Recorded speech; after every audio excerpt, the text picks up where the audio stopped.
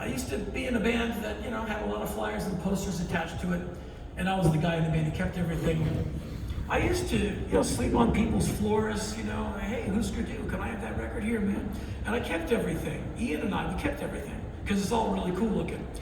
And so at one point, I'm in my place in Los Angeles, and the bottom floor is offices for Heidi and I. We have a wall to separate us for our, you know, mutual safety.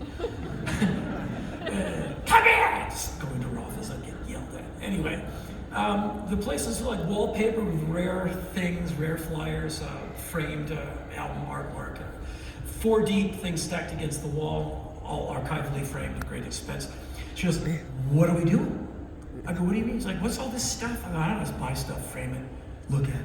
And she goes, well, no one comes to your house because you're a weirdo loner. And so you need to find a way for people at large to see this stuff, because you've tipped the scale. You're now depriving people of joy. People love that album. You own the artwork. People should see that, not just, you know, 2 people a year who come here, like a tax adjuster and exterminator. I don't know. Ian would come to Coachella. He'd come and visit. Otherwise, I'm a solo cat. And so I've endeavored to hopefully make this stuff for the people. And so I'm working towards that. It's a huge project. I'm loath to put a cart in front of the horse because you're just talking. I'd rather show you what I've done than tell you what I'm going to do. You know, how do they say, under promise, over deliver? I love that.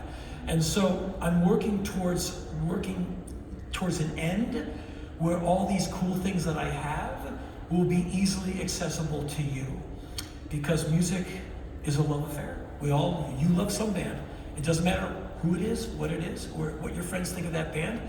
That music has come to your rescue, often more than your friends. Your records are more Semper Fi than your friends. Your records like stand at attention, unless they're slightly warped, but so are you. And if you treat them right, they'll report to you every time you put the needle down until you die. It's a good thing to like music, because it will be your friend to the end. And so we all love music in some kind of way. Records have saved our lives, shows have changed the course of our lives, maybe. Okay, I can't tell you how you are. And so I love that love affair.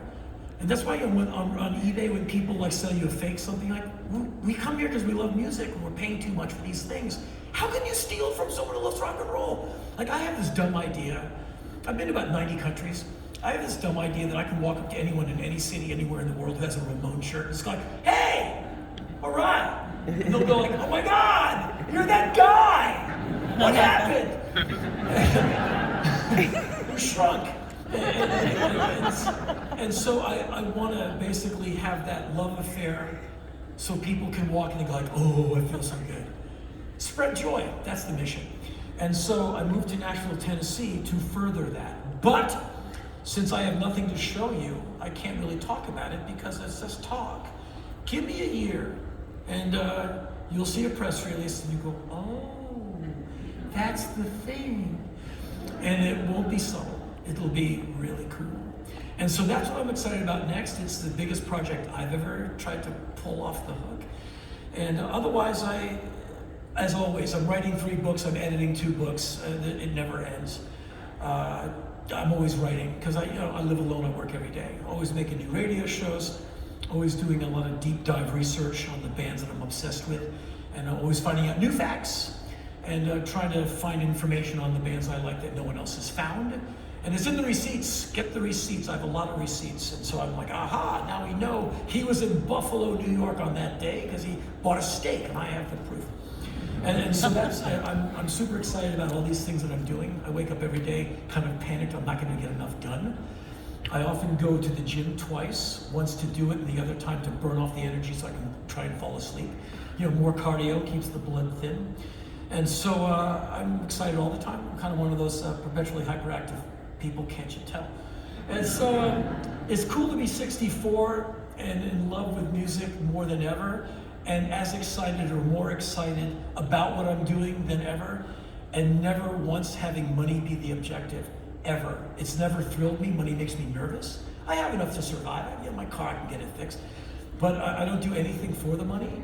I do it just to do something really good and to work really hard at it. And ultimately, I don't hate to say this, but it's true. I want your approval. I want you to like what I do. I truly, I want you to like me. I want you to like what I do. I don't want you to walk out, well, that sucked. I hate his guts. I don't want that at all. I want the exact opposite of that. God, you was all right, and that was really cool. Yay! And like, I don't care about the money. I just care about not wasting your time, doing something that, I had to burn lean tissue to create, that hopefully you didn't see coming. Or maybe you did, and you didn't mind getting run over by that particular truck on that night. And that's kind of all. I didn't understand it as a young person. That's kind of all I've ever tried to do on stage, is like do really well, like crush it. And if it's going to be a book, as Hubert Selby said, just don't let your ego get in the way. Tell the truth. Harder than, as you've done some writing, not always easy. And what you should know about this cat is, he works for the Beggars Group. Look it up.